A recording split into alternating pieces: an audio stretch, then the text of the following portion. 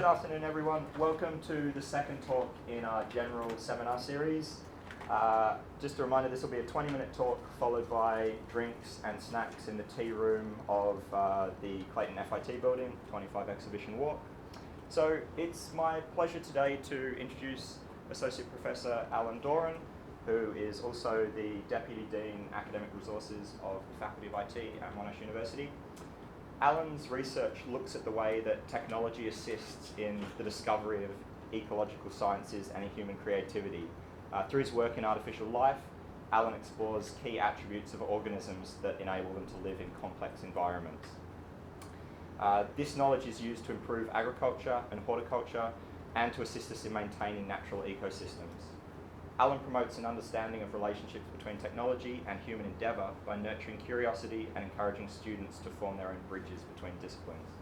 So today, Alan will talk about bees, flowers, and how software simulation of insect behaviour can help us to improve crop yield and understand impact of evolutionary processes. Thanks, Alan.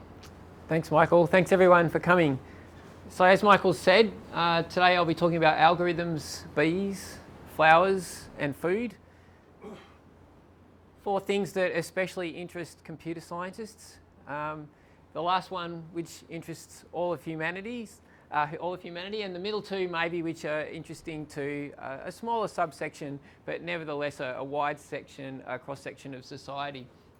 This is teamwork, and I've got a list here of the collaborators who have been working on this project with me. You've probably seen something like this before. It's a popular internet meme. This is what your supermarket shelves would look like in a world without bees. About a third of the food that we consume is directly or indirectly dependent on the presence of insect pollinators for its production or for the maintenance of the species that provide the food. That includes a wide variety of fruits and nuts, but also seeds for horticultural development, for producing crops that might not otherwise be obviously associated with bees. Now, I even notice in the bottom corner here they've got potato chips, and whilst the potato is a root vegetable, the actual plant is a flowering plant that's dependent on bumblebees, in many cases for pollination.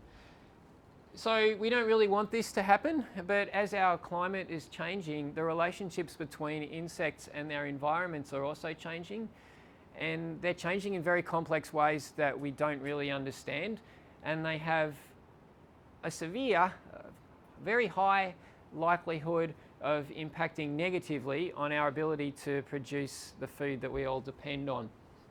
Bees and other insects are estimated at providing annually around 53 billion upwards of pollination services to agriculture. How does this all work? Well, most of you have probably seen me out wandering around watching this, and I'm sure you've done it yourselves. Bees visit flowers. They take pollen from one flower. It's collected off the anthers of the flower. It gets covered, deposited on the body of the bee. And then when the bee visits another flower of the same species, some of that pollen brushes off against, as you can see here, the stigma for pollination. And that's the process that is used to produce fruit, which then, if you let it grow, a fertilised seed will become another plant. Now, bees have co-evolved under different conditions around the world. Different species have different natural habitats. So at the top left, you can see a kind of a temperate meadow in which you've got different species cohabiting. Over on the right, you've got something much more like a tropical forest where you might have a large tree covered in thousands of bloom, all of the same species. They're the environments in which bees have evolved, but they're not the environments necessarily that we need them for food production. So over on the bottom left, you can see an agricultural situation where we've got a field, in this case of potatoes, flowering in the Netherlands. And the bottom right, we've got a greenhouse for growing tomatoes. And this kind of agriculture is really how we go about now producing enough food to sustain the world. But those aren't the environments that the bees are used to working in, and they're not the environments in which the bees are effective at working in. So we need to think about how we can assist, if you like, the bees to improve pollination to produce the food that we need. So what I like to do is try and understand the world through the eyes of a bee. The most important things we need to understand are what the bees want, what the bees perceive, how the bees think or process their environments based on their perceptions of the environment, and then how they act in response to their perceptions and their thoughts. Then my team builds computer simulations that at an individual level allow us to track the behaviour of bees so that we can optimise their performance, if you like, or the arrangement of our agricultural and horticultural scenarios in order to improve the situation for humans based on our expectations of what the bees are going to do in different environments. So I'll take each of these in turn. Firstly, what do bees want? It's pretty simple, really. Nectar, sweet, sugary solution deposited in flowers as an attractant for insects. The flowers are dependent on the insects for taking pollen from one plant to the next. There are other types of pollination too. Wind pollination, that's typically something you find in grasses. Pollen itself is also a source of protein for insects like bees. So really that's why bees visit flowers. It's as simple as that. They need to resource their colonies with carbohydrates and proteins for their survival. What do bees perceive? The environment, as anyone working in robotics would know, is actually quite complex. And for a bee to make a decision about which direction to fly, which flower to land on, it has to be able to detect the flower. It has to be able to identify the species as being rewarding. It has to be able to navigate to and from different members of that species and the nest. So, as you can see, there's a selection of environments across the top here. We've actually built a big database of spectral reflectances of different natural surfaces that we now use to understand how bees perceive the world visually. Of course, they also have other senses, including, as you might know, the ability to detect scent, and that's also an attractant for that the flowers use for bees. But it's not one that my group's tackling specifically. It's a much more sort of generic or general method of attracting bees to flowers. Once they get close, they rely on their visual detection abilities. As you can see here, I've got three grey kind of peaks in my graph at the bottom. Really all you need to get from that graph is the understanding that bees don't see using the same types of visual receptors as humans. They're positioned in different locations in this spectrum. So bees can actually see or perceive light in the ultraviolet region of the spectrum where humans can't. Correspondingly, they've got less capability in the red towards infrared range of the spectrum than humans do. So when we look at a flower, what we see is actually quite different to what a bee sees when it looks at the same flower. And the bee's ability to detect a flower against a particular background or to distinguish between two similar colours of flower is very different to a human ability. And we have to take that into account in all our models. We can't just build in the human visual system as a kind of a guiding principle for our bees, and we don't. So what do bees think? I'm not a bee, so I can't tell you that. But I can observe their behaviour, and I can learn from that really the bees are remarkably clever. And I've just listed a few things here. So they can count up to 4 or 5, and they use this ability to interpret landmarks. So they can fly past 4 landmarks, for instance, or then 3 or 2 or 1, and they understand the difference in doing that. They can also count markings on flowers and use those as identification factors for distinguishing between flowers. So some flowers might have 4 spots on them, some might have 3 or 2. And that's enough of an indicator to the bee to be able to distinguish between those flowers. They can navigate using landmarks, and they also navigate using polarized light, so they can tell the direction of, for instance, a large patch of flowers with respect to the location of the sun.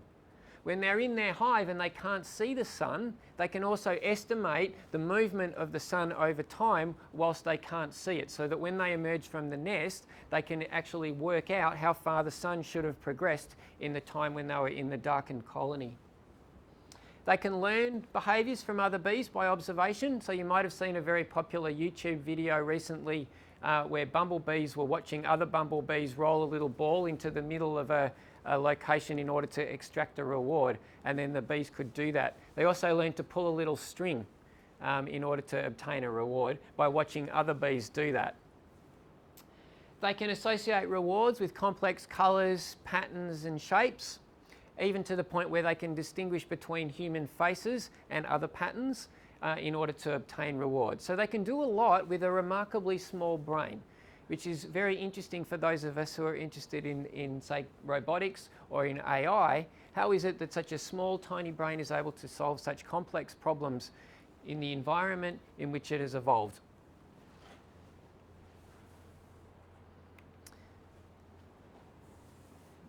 It would be really nice if we could just study honeybees, probably the bee that most of us are familiar with in Australia, and extrapolate from that the behaviour of all insect pollinators, or at least all bees. But unfortunately, it doesn't work.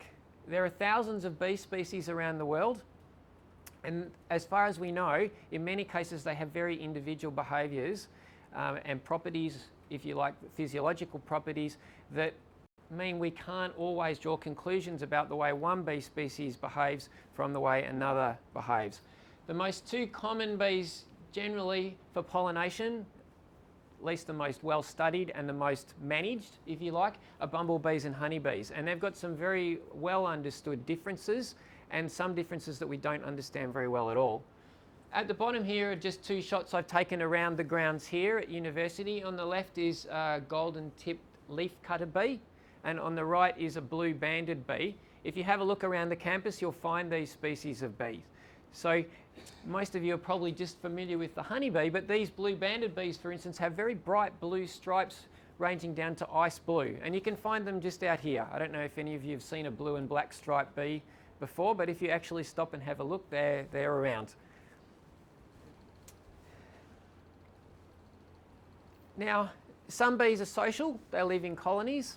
Other bees are solitary, they tend to live on their own. The social bees actually have what's called the property of flower constancy.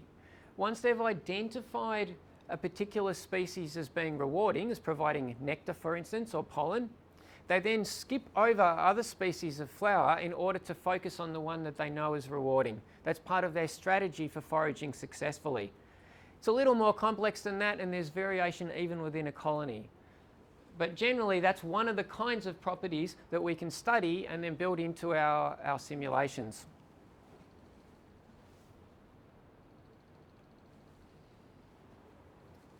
Here's a difference between two well-known bees. So the honeybee carries out what we think of as a serial scan of the flowers. So if it's identified a particular species as being rewarding, it doesn't immediately, in a constant amount of time, assess its field of view for rewarding flowers as targets. Instead, it has to look one at a time through the flowers in its view and make an assessment. Is that a target, or is it what's called a distractor, a non-target flower? And it does that one at a time, but it does it quite quickly. The bumblebee, on the other hand, does what's much more akin to a parallel scan. That is, it absorbs a wide range of inputs, flower colours available to it, in a slightly longer amount of time than it takes a honeybee to look at an individual flower, but the time is not slowed or reduced by the number of distractors in the field of view. So in the case of the honeybee, the more distractors that are present, the longer it may take for it to identify a target. In the case of the bumblebee, even if there are many distractors, that doesn't reduce the time it takes to identify a target flower in its visual range. So those are two very different properties that these very common bees have, which means when we build computer simulations, in order to help us understand how these bees pollinate, we need to take those things into account. We can't just treat all species as being equal. So what do? we need to come up with algorithms that represent the behaviours of these bees in different circumstances and take into account their physiology and their perception and what we know about the way they act. So here's two very simple examples, and I'm not going to run through them. It doesn't really matter what the detail is. The point is, over on the left, we've got an algorithm that corresponds to the way the honeybee operates, and over on the right, we've got one that corresponds to the way the bumblebee operates. And we can then apply these algorithms in different simulated environments to see how their performance compares. And that can help us make decisions about what kind of pollinators we expect to find in a location, or about what kind of pollinators we should be using in a particular situation.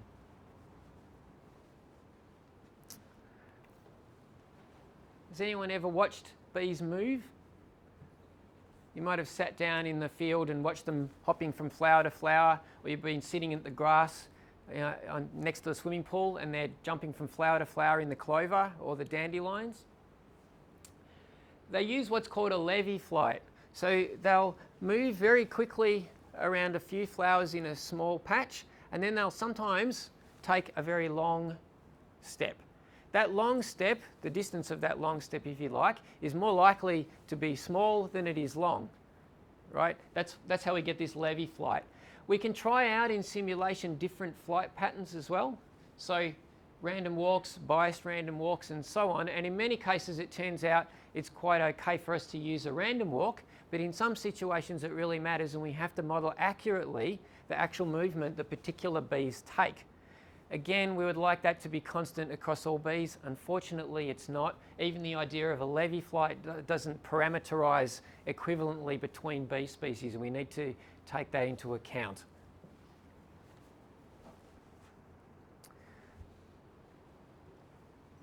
Why would we want to take this into account? As I've said, food production is a major reason why we're interested in the behaviour of these insects and why we need to build these simulations to help us understand the situation.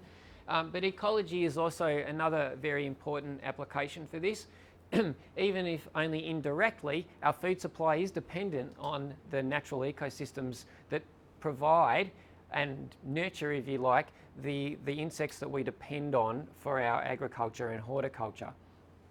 Then on top of that, there are many other reasons why ecology is interesting, and I'm not even going to try and justify it. So here's two sample questions. What's the impact of flowering weeds on seed and food crop yield? What's the impact of bee decision making on the evolution of floral colour? And they're just two sample questions out of probably 50 or 100 or 200 that we've talked about in the last 6 to 8 years in our research, but I'm just providing those as examples of the kinds of things that we can study with these simulations. Here's one way that we do this. So these are called agent-based models or individual-based models. And we actually look at the individual insects and the way they traverse a particular environment. So over on the left, we've got a series of steps, if you like, or bouts for bees in which they're visiting flowers over time. And they're making a moment-by-moment decision about which direction to turn, whether or not to land on a particular flower, what speed to travel at, which direction to turn, and so on. The left is just an open field. On the right, you can actually see rows planted out of a crop. And if you're observant, you'll notice that there are two colours of flowering plant, and the bees are represented as pink. So on the right-hand case, you can see the rows are predominantly blue. Those are the crop. And on the right-hand side, we've simulated the presence of flowering weeds, as you often find along roadside verges next to fields. And in these cases, we were looking at the impact of pollen carryover from the weeds onto the crop, which can reduce crop production in certain cases because the stigma of the crop can actually be clogged by the pollen from the weed. Unfortunately, as with everything in ecology, it's not that simple. The bees actually benefit from a varied diet as well. So the weeds provide useful resources to the bees. So we can't just say we should get rid of all the weeds. We need to take into account the bees as well. So after we build simulations like that, we can test out our theories about the interaction of pollinators and the environments in which they live. And here we can see over on the left, in the case where we've got no weeds, the red lines indicate the success of the honeybees. And they far, in this case, outweigh the success of the bumblebees. But as more weeds enter the situation, the bumblebees' performance actually stays constant, as we were describing before, whereas the honeybees' performance drops off. So we can see in this very simple case how the presence of weeds slows down the honeybees and reduces the effectiveness of them as pollinators. Here's the case where we look at the pollen clogging, the carryover of pollen from a weed onto a crop. Top left here, we've got a graph just representing the fact that in some cases where we've got weeds clogging pollen and plugging up the stigma of the crop, and the crop also reciprocally, that's a tough word to say in a seminar, plugging up the weeds, it's actually 50-50 which one of the two flowering plants will survive in the long term. There's a sort of a tussle, if you like, for survival, and one or the other always wins, 50-50. If you've got the weed clogging up the crop, but not vice versa, the weed is always going to set more seed than the crop. And over evolutionary time periods, that's quite significant. You'll actually expect, for instance, the weed to take over an environment, and you might not want that to be the case. Where there's no pollen clogging, I just sort of put this in here as a control, that is, the two are independent. They're not directly impacting on one another's reproductive success. You can actually have the two species cohabiting more or less indefinitely. Here's the result of one more simulation. What we looked at in this case was how does the visual ability of a bee impact on the evolution of floral colour. What we can see in the grey bars is a representation of floral colour across wavelength space. What we can see in the peaks and troughs of the lines is the impact that our simulation predicts the bee's visual system will have on those colours. So the grey bars are based on ecological data, on actual surveys of flowers, and the lines are the output of our simulation. And as you can see, we're not quite there in some little aspects of the results. So there's a dip here, which we've reproduced here in our simulated bees, and there's another dip here in our simulation, which corresponds to a dip in the actual floral pattern. The peaks don't quite line up, but we've got the general principle here. The reason we think there's a difference between what we've got and what we find is really based on our understanding of the deficit of the bee's visual system in particular regions of the spectrum. And we discovered that bees are not very good at picking up some certain types of yellow flower. We don't really understand why. And we've also discovered that those types of flower are very, very rare. And we don't really understand why they are, why that would be the case.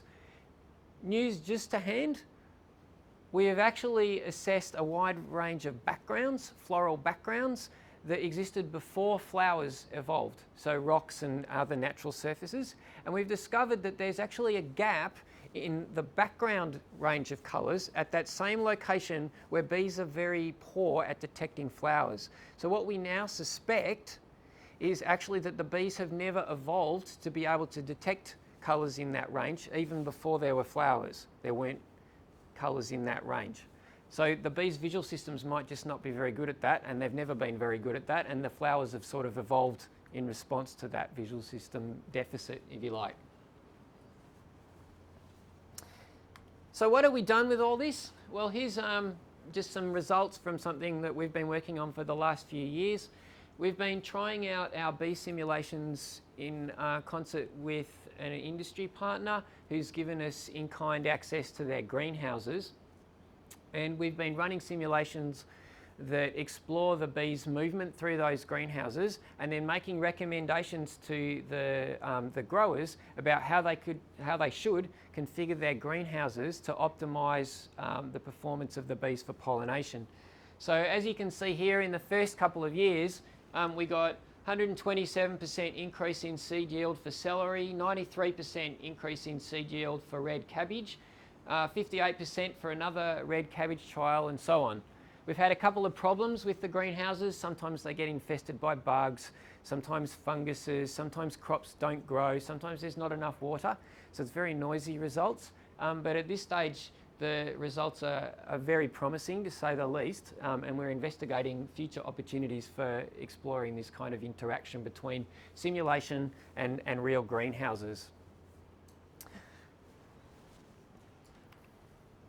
That really sums up what I had to say, but in a nutshell, the point to take home, if you like, is that these kinds of algorithms have very profound, or potentially very profound, impacts on society. We might think of ourselves as computer scientists sitting at home, but I'd encourage everybody to look outside to the world to find real applications for their research and to see where they can really make an impact on something like this, on food production or whatever takes your fancy, really. Thanks for your time. I'm happy to take questions. Ingrid.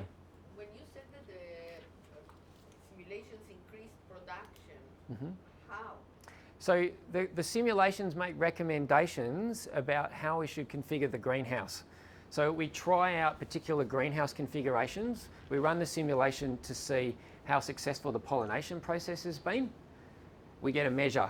Then we alter the simulated layout of the greenhouse and we run more simulations and so on until we come up with a greenhouse layout that we think is the best one. We recommend that the growers set up their greenhouse like that. They do it. They compare it against a control which was set up in the way that they originally wanted to set up their greenhouse, and the results that we got were what I plotted there.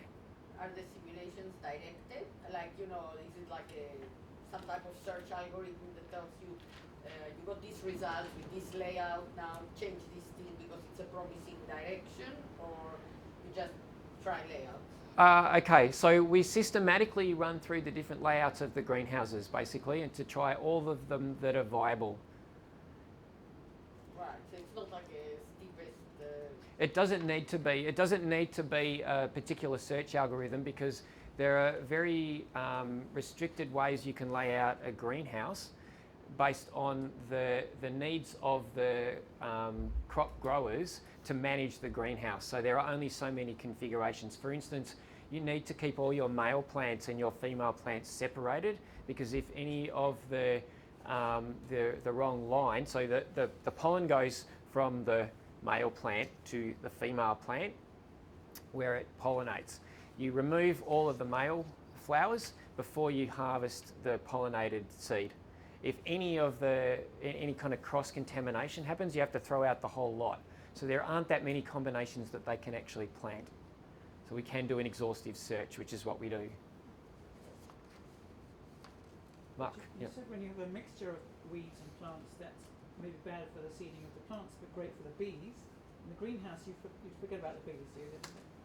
So the question was, if there are cases where you've got an open field with weeds in it, and that's good for the bees, how does that compare to a greenhouse where you've got no weeds and you might be wondering, well, is that good for the bees?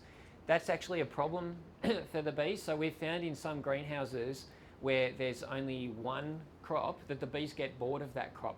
It's sort of like they're eating pasta for dinner every night, and actually their efficiency as pollinators drops off. So then one thing that you can do is introduce a new colony of bees as you detect a decline in the pollination success of the first colony, and you take that first colony out and you put them somewhere else. Alternatively, you can plant two crops in the same greenhouse to give some variety to the diet of the bees, but then you need to worry about, as I was looking at in those simulations, the impact of taking pollen from one species to another. And the more flower constant the bees are, that is, the more they tend to stick to one species, the less it's a problem to have two different species in there. So you need to be sure that the two species are clearly different to the bees so they don't make mistakes, because obviously it's possible for them to make a mistake if the two species look the same. And you need to be sure that the bee species you're using, say honeybees, are a flower constant. And some of the, say, flies are not flower constant. They'll travel randomly from flower to flower, taking pollen from any flower to any other flower. So you have to be careful about what the pollinators are. Lachlan.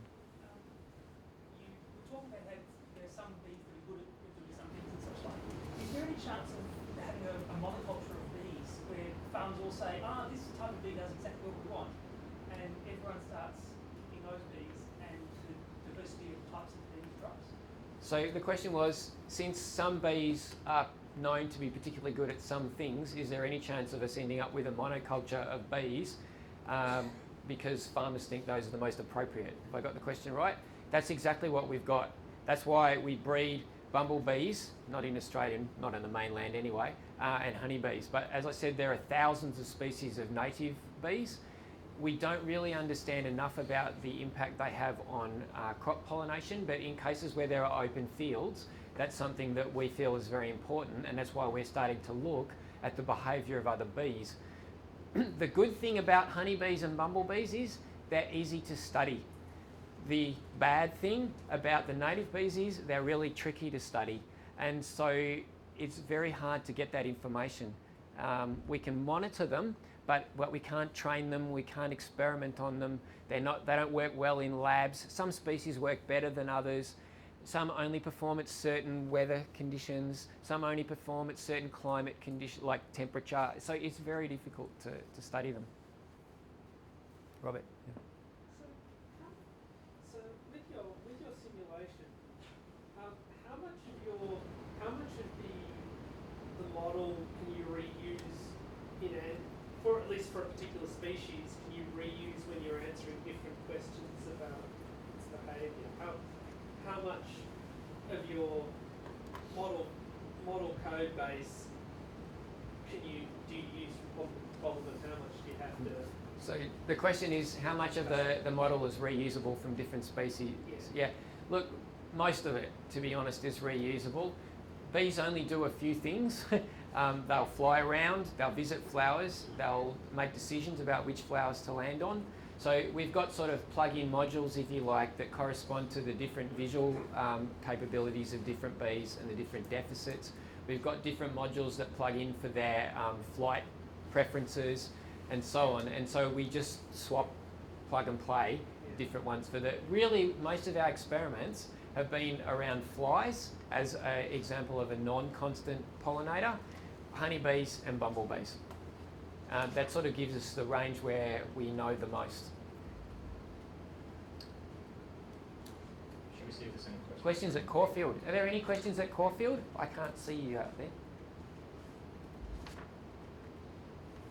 2 questions at the back simultaneously. Can we hear Caulfield? How do we hear You may Caulfield? just need to unmute yourself, guys. They can obviously hear. Can you unmute yourself, because we can't hear you at Caulfield?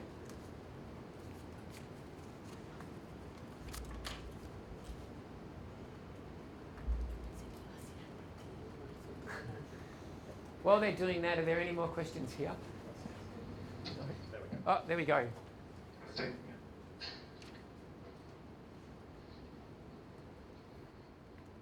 Hi, interesting presentation.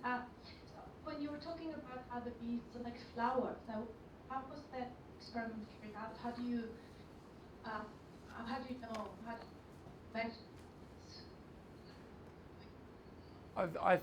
You've broken up, but is the question just how do I know how bees select different flowers? Yes, when you talk about the honeybees do it sequentially and the bumblebees does it in parallel. How was that experiment carried out? It was quite interesting finding. Okay, so in most of these experiments, people set up in a lab what's called a Y maze. And the Y maze offers different opportunities to the bees. At the end of each branch of a Y-like apparatus, you provide different stimuli. So in this case, it might be coloured cards or discs. And then you ask the bee to make a decision about which direction to fly, and you then monitor or count the number of decisions in a particular direction. In the case where you're worried about, say, the number of distractors in a field, you set up an array of different coloured discs, and you time the decision-making process of the bee. So from the time it arrives at the first view, if you like, of the field in front of it, to the time it makes a decision about which flower to visit, is recorded, and then you increase or decrease the number of distractors in that visual field so that you can then make an assessment about the mental process, if you like, going on. That's one way to do it. Another way is by understanding the firing patterns in the brain of the bee. That's not something that I've done personally, but it is something that researchers do. Does that answer your question, Alzada? Yes, yes, thank you. Okay. Okay, maybe one final question from Prof. I have a question about the inheritance abstraction of the algorithm. So, given how many assumptions we have to make and how many things that we know that you don't know, how, in particular, this example, but also in general, how did you convince yourself, or was you sure enough to go to the client and say, hey, try this button, knowing that that's one or one model and it takes a lot of time. So, how do you do it? What do you have to do to convince yourself that you were accurate enough? Okay, so the question, as I understand it, correct me if I'm wrong, is how do we know that we've got our model reflecting reality closely enough that we can then make predictions based on that model? Is that the question? Yes. Okay, so there's a few things that we need to do. Firstly, of course, we get the parameters for the models from real experiments with real bees. We build our simulations, then we go out into the field and we actually watch. So I've stood there for hours in greenhouses watching and counting bees and monitoring their interactions. And I go back with my sheet of paper, usually we're very low tech, along with 10 other of our friends, and we collate all our data and we see, does the data that we've actually collected match up to the data that our simulation generated? So that's one thing that we do, or a second thing. And the third thing that we do is, as I said, we make predictions about, in the case of the greenhouses, the impact of improving the layout in a particular way. And we say, this is what we expect to happen. We then set up the greenhouses, as we said we should set them up, and we get the data back. And so far, the data is confirmed that actually our models are working well. There's one more thing called pattern-oriented modelling, which is something that we do with respect to the model itself. And we look for known recorded patterns in behaviour that are quite high-level emergent patterns from the interactions of the insects and the plants. We see then, when we set up the parameters for our model, if the model generates those same emergent patterns. And if it does, that's a good indicator to us that we've got some low-level aspects of the simulation working correctly. It's a sort of a first principle that we use as a sanity check, if you like, on the model. Does that answer the question, Maria? Okay, thanks. Okay, for those of you here at Clayton, please come and join us in the FIT tea room for further discussion and drinks and snacks. And please join me again. Thanks in for coming. thanking Alan. Thank you. Thanks. Thanks, Caulfield.